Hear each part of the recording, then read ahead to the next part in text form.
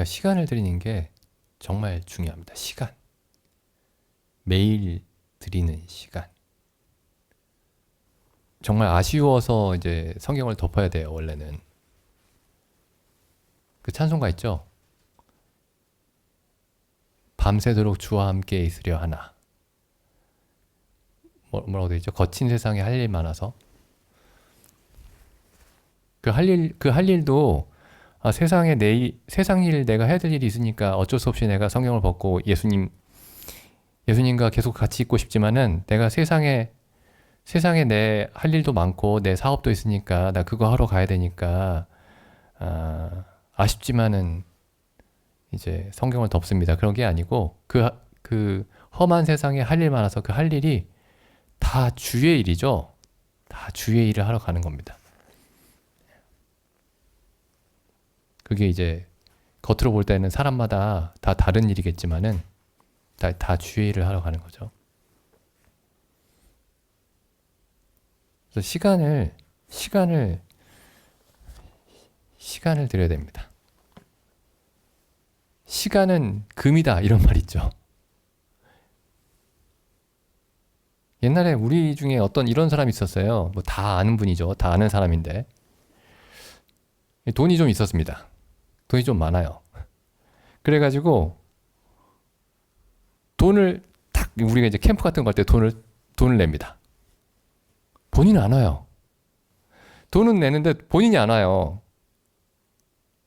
언제부턴가 그렇게 하더라고요. 몇 년 동안. 한 5년, 6년 그랬나? 갑자기 언제부턴가. 왜 안 오나 했더니 본인이 이제 막 몇 주 그 해외여행 가느라고. 그래서 제가 속으로 그렇게 생각했습니다. 야, 저 형제가 완전히 망해가지고 교회에 돈은 못 내더라도 시간을 냈으면 좋겠다.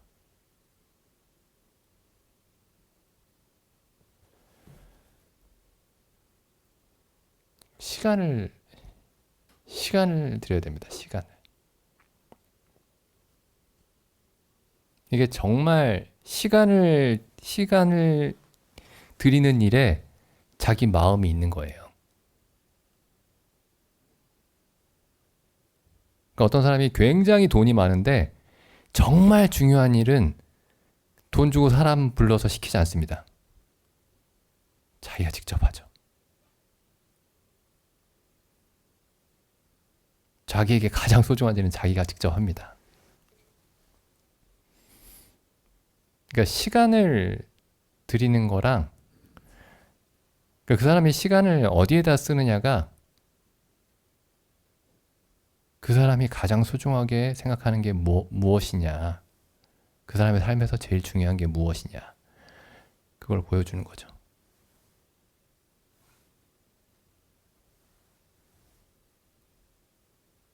근데 어쨌든 여기 보면 이제 인색함으로나 억지로 하지 말라. 이게 성경의 그 가장 큰 원칙입니다. 그러니까 모든 일은 마음에서 나와야 된다. 마음에서. 그 마음에서 나오지 않으면은 안 되는 거예요. 그 히브리서 말씀 가보시면은 또 이런 말씀이 있죠. 10장 15절.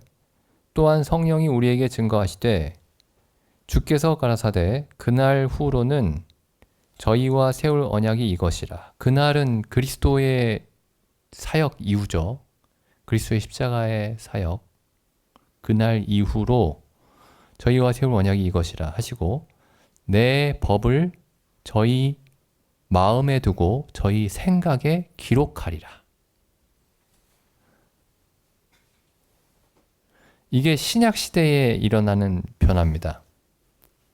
물론 이제 구약 시대에도 신약 시대처럼 살았던 사람들이 있죠. 신약 시대의 어떤 믿음으로 아브라함도 그렇고 다윗도 그렇고. 다른 사람들은 법이 돌판에만 기록되어 있었어요. 돌판에. 마음속에는 기록되어 있지 않고. 근데 성령께서 우리에게 오셔서 이제 하시는 일이 뭐냐면은 하나님의 법을 마음에 두고 우리의 생각에 기록하십니다. 그 얘기가 뭐냐면은 이제 우리의 마음이 하나님의 법에 이끌린다라는 거죠. 마음이. 생각이 하나님의 법에 따라서 생각하는 그렇게 구조가 된다는 거죠. 생각이. 마음과 생각이. 이렇게 해서 하나님의 일이 진행이 됩니다. 혹은 그리스도인의 삶이 진행이 됩니다. 마음과 생각에서 시작이 되어서, 마음과 생각에서. 물론 우리가 이제 눈앞에 성도님들이 계시기 때문에 성도님들 눈앞에서 그 시선을 의식하고 행할 수가 있지만은 보이지 않는 하나님 앞에서 행해야 됩니다. 보이지 않는 하나님 앞에서. 그러면은 사람들이 나는 하나님 앞에서 하나님의 일을 행하는데 사람들이 인정해 주지 않을 수도 있습니다. 인정해 주지 않을 수도 있고, 마리아가 그랬죠. 마리아가 예수님 발 앞에서 말씀을 듣고 있는데 마르다가 왜 쟤는 일을 안 하죠?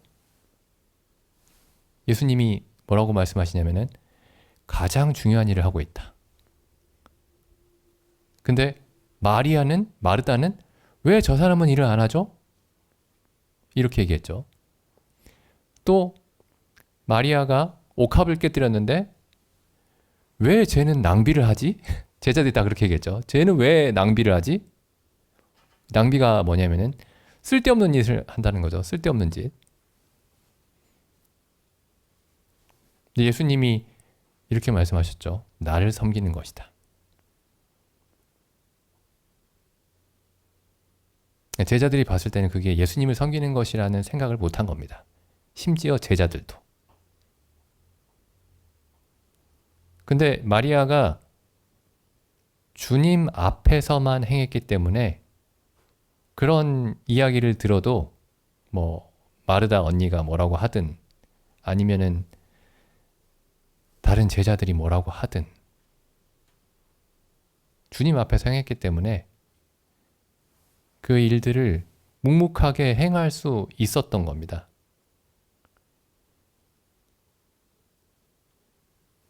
뭐 기분 좋지는 않았겠죠. 그러니까 우리도 다 그렇게 할 수 있었으면 좋겠고, 또 성도들 사이에서 서로 권면할 때도 정말 하나님 앞에서 행할 수 있도록 그렇게 권면을 해줘야 될 것 같습니다. 그게 굉장히 어려운 것 같아요, 근데. 왜냐면 우리는 눈에 보이는 것들이 더 먼저 들어오잖아요. 쉽게. 이 고린도전서에도 뭐 지난번에 읽었던 말씀 또 반복이긴 한데, 고린도전서 4장에 보면은 사도 바울도 이렇게 얘기를 합니다. 4장 3절에 너희에게나 다른 사람에게나 판단받는 것이 내게는 매우 작은 일이라. 정말 저 이거 읽으면서 최근에도 읽으면서 야 진짜 이분 정말 대단하다. 너희에게나 다른 사람에게나 판단받는 것이 나는 정말 아무렇지도 않다 이렇게 얘기하는 거예요. 나는 전혀 그게 중요하지 않다. 야 어떻게 이분은 이럴 수가 있지? 저는 막 다른 사람들이 판단하면 막 속이 부글부글할 것 같은데요. 나도 나를 판단하지 않는다. 내가 자책할 것을 깨닫지 못하나 내가 나를 판단할 때에도 나는 스스로 책망할 게 없다. 야 이건 모르겠어요. 이렇게 얘기할 수 있는 분들이 얼마나 될지 모르겠지만은 정말 이분 정말 대단하다. 근데 또 그 다음에 이렇게 얘기합니다. 저는 이제 사장 찾아보면 야 나는 내가 자책할 게 너무 많아가지고 너무 자책할 게 많다. 근데 어쨌든 사도 바울은 이렇게 얘기해요. 나는 자책할 아무것도 내 안에서 찾을 수가 없다. 그렇지만 이를 인하여 내가 아무리 나를 들여다봐도 자책할 게 없지만 이를 인해서 의롭다 하심을 받을 수는 없다. 그리고 뭐라고 말씀하시냐면 그 다음에 이어서 나를 판단하실 이는 주님이시다. 그러니까 사도 바울은 모든 성도들의 양심의 어떤 평안을 항상 배려하면서도 정작 이분이 유일하게 주목했던 정말 중요하게 생각했던 그 시선은 주님의 시선밖에 없었습니다. 주님의 시선밖에. 주님 자신의 시선밖에 없었습니다.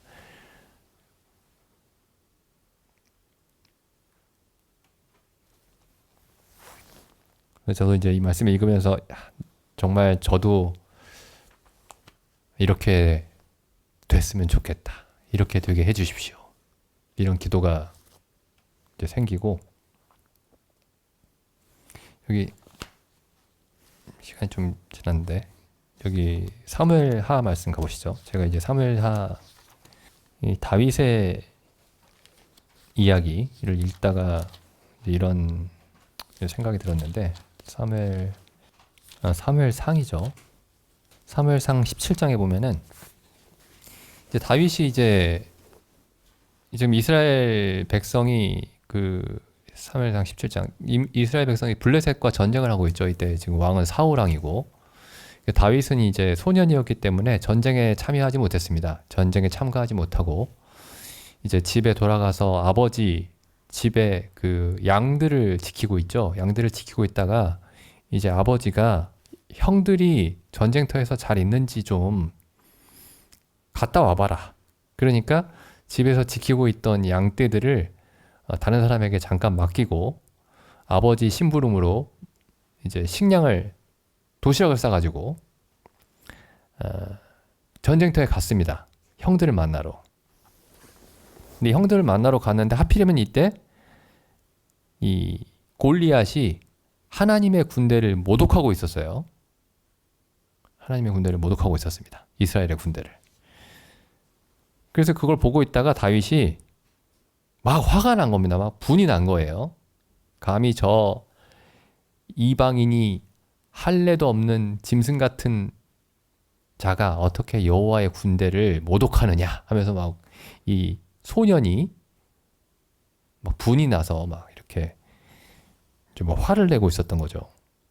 여기 26절에 보면 17장 26절에 보면은 다윗이 곁에 섰는 사람들에게 말하여 가로되 이 블레셋 사람을 죽여 이스라엘의 치욕을 제하는 사람에게는 어떠한 대우를 하겠느냐 이 할례 없는 블레셋 사람이 누구간데 살아계신 하나님의 군대를 모독하겠느냐 이건 하나님을 모독하는 거다.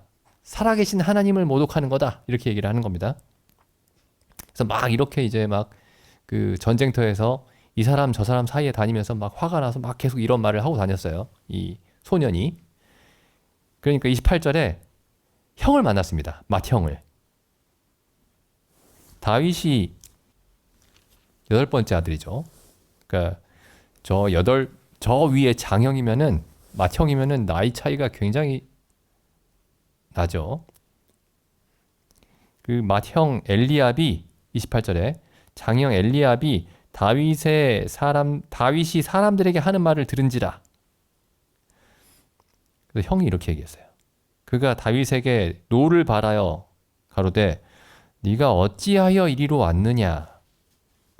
들에 있는 양은 누구한테 맡겼느냐? 나는 네 교만과 내 마음의 완악함을 아노니 네가 전쟁 구경을 왔지. 이렇게 얘기합니다. 그러니까 넌 집에 가서 양을 쳐야지. 네가 지금 양이나 쳐야 될 네가 여기 지금 전쟁터에 와가지고 지금 너 지금 전쟁 구경하러 온 거 아니냐. 그리고 뭐라고 얘기하냐면은 아까도 읽었지만 여기 28절 마지막에 보면은 네가 교만하다. 그 다음에 네 마음이 완악하다. 근데 이게 지금 전부 다 다윗이랑 상관이 없는 얘기들이죠. 지금 다윗이 지금 여기서 26절에서 이렇게 막 외치는 이유가 뭐냐면은 이 할례 없는 블레셋 사람이 누구한테 살아계신 하나님의 군대를 모욕하겠느냐. 이 말이 어디에서 나왔냐면은 하나님이 다윗에게 주신 성령에게서 나온 겁니다. 그러니까 하나님이 택하신 기름 부음 받은 자의 목소리였던 거예요. 이 앞에서 이제 사무엘이 기름을 부어서 왕을 세우죠. 다윗을.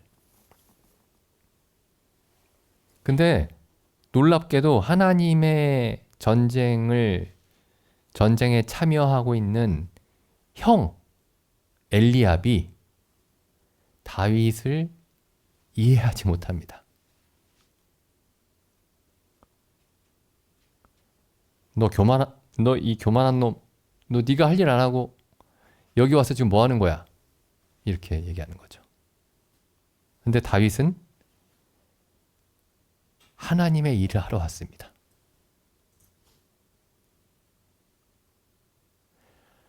하나님의 기름 부으심을 받은 자로서 첫 일을 하러 왔습니다. 근데 너 지금 여기서 뭐하니? 네가 할 일 안 하고 여기 와서 뭐하니? 근데 다윗은 내가 할 일을 하러 왔습니다. 이렇게 얘기하고 있는 거죠. 하나님께서 내게 주신 일을 하러 왔습니다.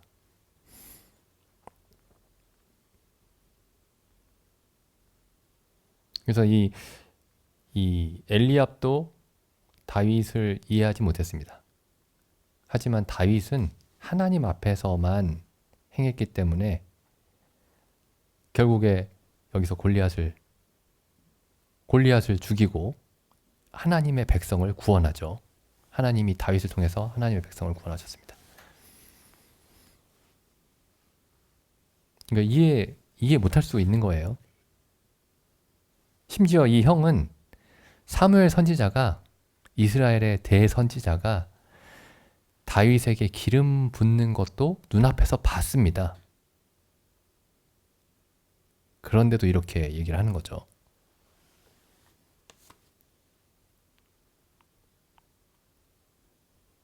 우리도 하나님 앞에서 먼저 물론 이제 눈앞에 보이는 뭐 믿지 않는 가족들이나 혹은 믿지 않는 함께 일하는 세상 사람들이나 혹은 믿는 성도들의 어떤 마음도 편안하게 해야 되겠지만은 정말 그것들과는 전혀 비교할 수 없게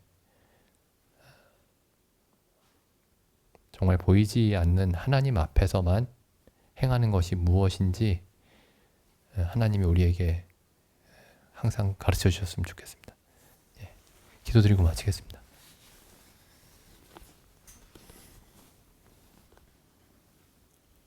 하나님 아버지, 참 성경에 수많은 당신의 자녀들이, 당신의 백성들이 참 당신의 눈앞에서만 행했던 것을 기억하옵나이다. 참 어찌 저희가 눈에 보이는 이 수많은 것들 앞에서 보이지 않는 하나님 앞에서만 행하는 일이 어찌 쉬운 일이겠나이까. 하지만 저희 마음 눈을 항상 당신의 거룩한 말씀으로 항상 밝혀주셔서 저희가 당신 앞에서만 행할 수 있도록 도와주시옵소서.